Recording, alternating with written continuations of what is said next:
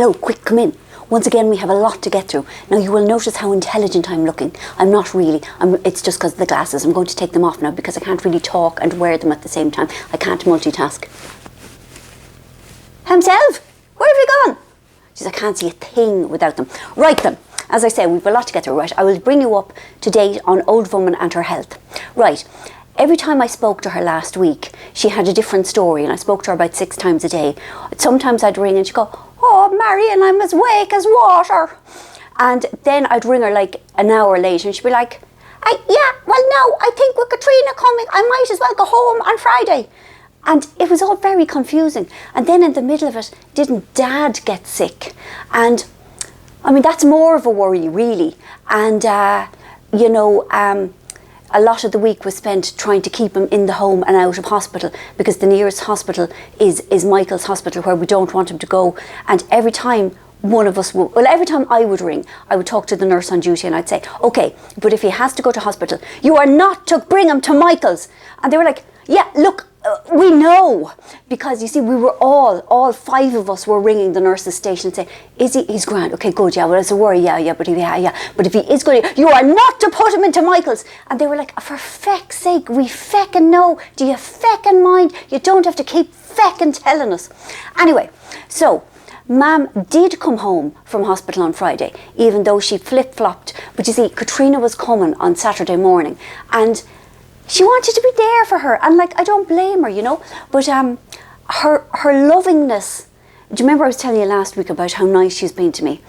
It's kind of mutated a little bit, I'll tell you. She's gone sort of angry about it all. So I said, you must be so excited about seeing Katrina. And I meant it sincerely, because I'm really excited about seeing Katrina. And she goes, well, I'm excited about seeing you too. You're my daughter too. As if I'd had a pop at her, which I hadn't, do you know? Anyway, and so I was talking to her again this morning. Today is Sunday, and I would be coming home for good on Tuesday. And I said, is it lovely to have Katrina home? Meant sincerely. And she goes, it'll be lovely to have you too home. Annoyed. Who knows? Lord save us, it's the bell. Hold on. Sorry about that, that was the bell. Who would be feckin' ringing the bell on a Sunday? So where was I? Yeah, so Mum is home, so Dad is hanging on. And it's funny, you know, because it's been a worrying week.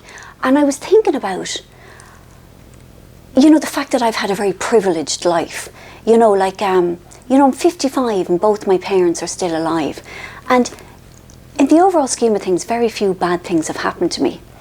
And instead of making me more, I don't know, mature or accepting, it's made me the opposite. When I was facing into the long dark night of the soul, you know, during the week and thinking, Christ, you know, both my parents could be dead by the weekend. You know, I had that feeling of kind of like, you know, this shouldn't be happening to me. I mean, maybe everybody feels like that about things that are like so unavoidable and so inevitable. But whenever anything goes wrong, like, you know, if I have a puncture in my car, or if something is stolen on me, if my house is broken into or something, instead of saying, am I lucky to have a house or a car, I always think, this shouldn't be happening to me, because I'm very immature. But at least I can see it and I go, okay, why shouldn't it happen to you, Missy? You know, look at all the good things you have, Missy. You'd be bloody lucky, this is all that's happening to you, Missy. Great, so I would be back in Dublin, I would be full fecking on, and they're all dying for me to come back simply because they all have things they want me to do, like babysitting and driving and visiting Dad and this, that, and the other. That's fair enough. You know, I am part of a family. I have my responsibilities as well as my, what's the other thing that isn't responsibilities? The nice things that happen. Privileges, thank you. See, he's very clever. Yeah, but I am doing a nice thing, to the best of my knowledge, on Friday the 7th of December, in Dublin, in Dundrum, in the BT2s there.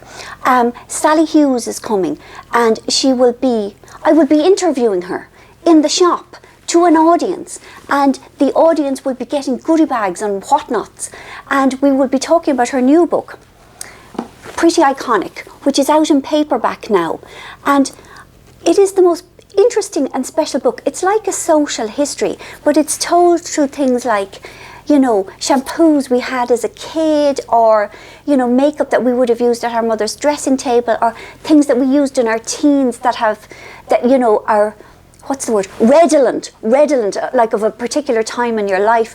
And, you know, it talks about like the best primer, or, you know, like things like the best body cream, which for her is the Kiehl's body custard, and I bought it because of her recommendation. And I agree with her. You know, she's very, very clever, and she what's the word? She contextualizes everything. Like, it's a very interesting, very lovely book. So I'm really looking forward to seeing her, because she is the goodest of good eggs. And hopefully we'll get a chance to talk about, you know, the beauty bank she has set up. Like, she's phenomenal. Like, the hard work that she has put into that, and the women she has helped. Like, it's so to her credit. So that would be lovely. And because we are talking about makeup now, I'm going to talk to you about a little bit of makeup here, because you asked me to. Right, this is a cream blusher. It is called Lip to Cheek Demure, and it is by RMS Beauty. I don't really know who they are. I think they're a little sister of somebody like, I don't know, would it be Shiseido? I don't know. Anyway, I bought this in Mecca was it Melbourne? I think it was Melbourne. It was Melbourne. But I'd say you can get it here. Do you know, like, a globalization? But anyway, I'll tell you why I like it. It is pink, and I like pink things, and it is creamy. And it is, you see, it's very creamy, and it has made my cheeks bright and shiny. Now, you may know about me, I suffer from the disease of more. If a small bit of something is good, then a ginormous bit must be even better, which is not true, as we know. For example, it would explain my disastrous relationship with alcohol. 2 glasses of wine, good. 8 litres of wine, fabulous. Not fabulous. Anyway, so I have too much of this lovely creamy blusher on, but I like the way it makes my cheeks look dewy and fresh. Now, I want to tell you about Hanna. I am so excited about seeing her. Now, she looks like a literal angel. She looks like a pink marshmallow with really fine white blonde hair, and if you pass by her with your sleeve, all her hair flies up, you know, it's lovely. And her face is really pink, even pinker than mine. You know your man on The Apprentice who does the interviews in the final week, the fella who isn't Claude, the fella, he looks really young, but he looks like he's taken like pumice stones to both his cheeks. They're really red.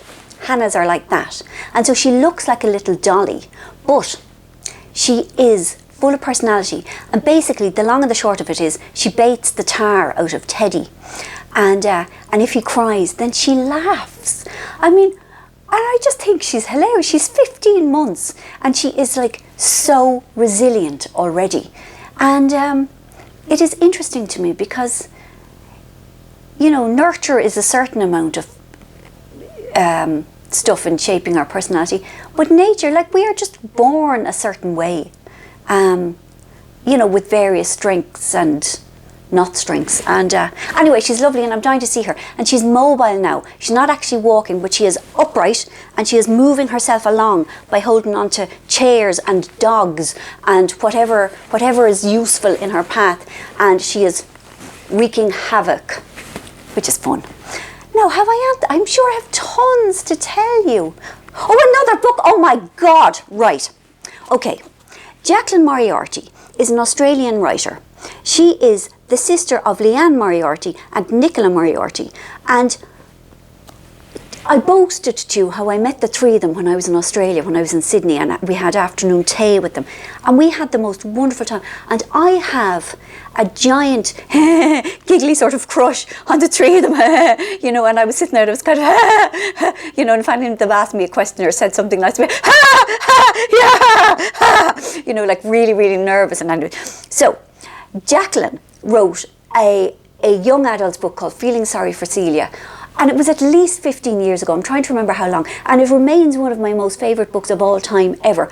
And if you haven't read it, please read it. Because this is her first adult novel. She's written many, many children's books.